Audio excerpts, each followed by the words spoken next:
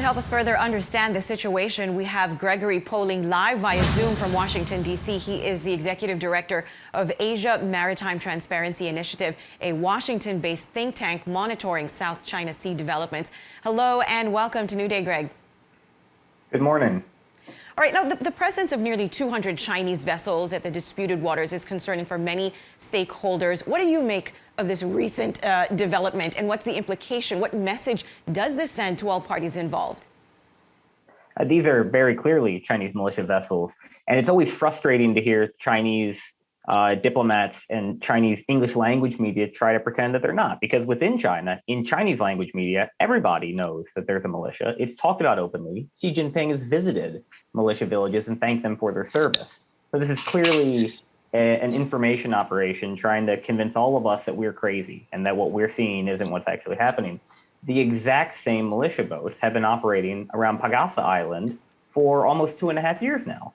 And the Chinese ambassador Manila has repeatedly said that those boats are going to leave Pagasa, and the AFP will tell you that they're still there today. So I don't see any evidence that this sudden fleet at Julian Felipe reef is different. And we have in fact been monitoring Chinese militia vessels at this specific reef for over a year now.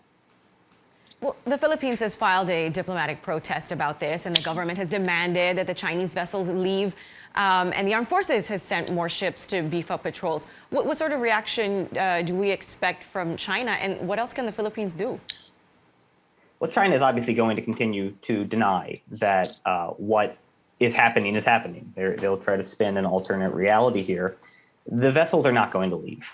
They haven't left Pagasa. They haven't left anywhere in the Spratly Islands, despite objections from Manila and everybody else.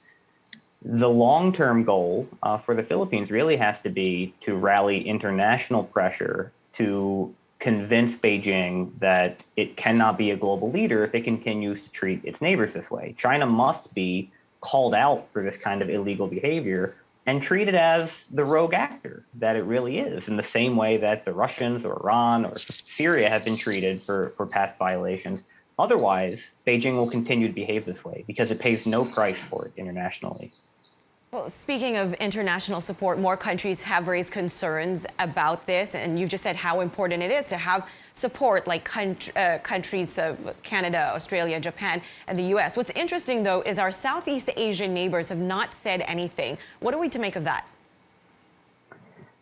Well, Vietnam also claims this reef, so Hanoi's in a tough spot. The rest of ASEAN's silence speaks to how worried they are about upsetting China. And I think the sense that they are not going to stick their necks out and upset China over an issue that isn't going to change. So the Philippines has not really asked for support on the West Philippine Sea issue for the last 5 years. That is starting to change, as it's now quite clear that Beijing has not responded positively to President Duterte's pro-China policy. But Southeast Asian countries are not going to be the vanguards here. They're not going to be the first to stick their necks out and irritate Beijing. That's going to have to start with the Philippines, Western allies, get the Europeans to speak up more, maybe the Indians, and then smaller countries in Southeast Asia might feel bold enough to follow suit. China, as we know, has had maritime disputes with other countries, as you mentioned. One of those countries is Japan. A few days ago, a large guided missile destroyer was seen sailing in waters near Japan for the first time. Is this just a coincidence with what's happening over at Julian Felipe? Is it China showing force and flexing military muscle?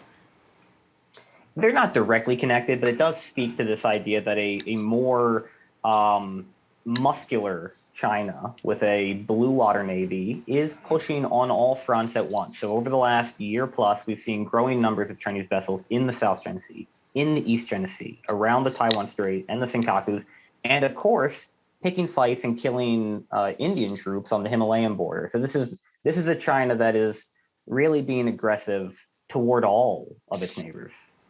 All right, thank you so much, Gregory Polling, for making time for us here on New Day. We appreciate it.